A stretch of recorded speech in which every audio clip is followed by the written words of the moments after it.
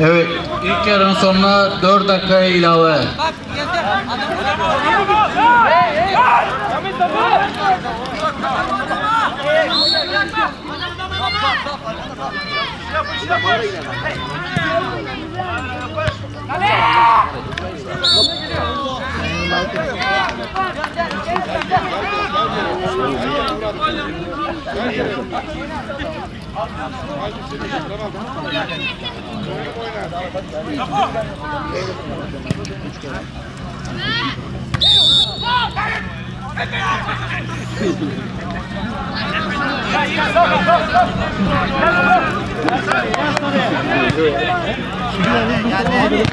Hocam al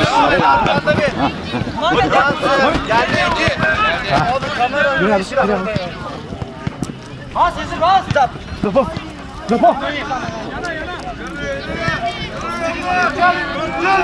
Hadi bırak.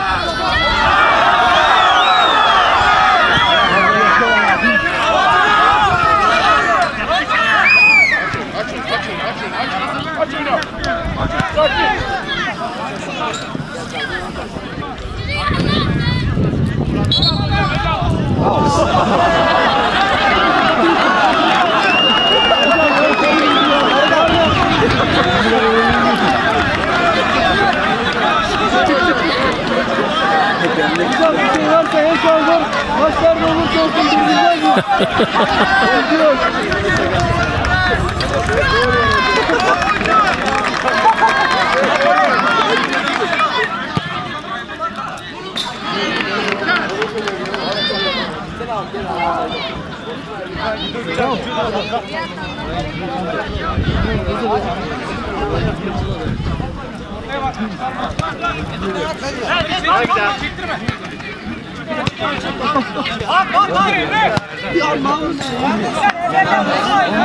Çok boş oynuyor be. Abi kim kalktı? Hep bir şey mi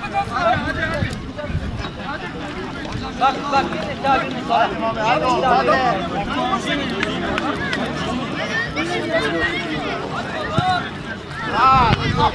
Mami. Hadi gel. Mami git oğlum git. Aferin oğlum. Aferin.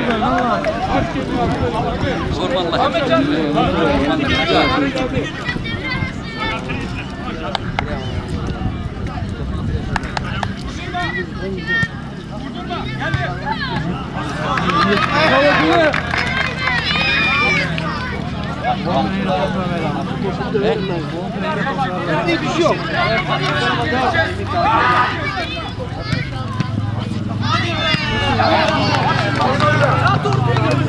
Çıkarma. Kaçan Ahmet sola. Geldi. Emre arkaya kademe Emre. Murat gel Murat.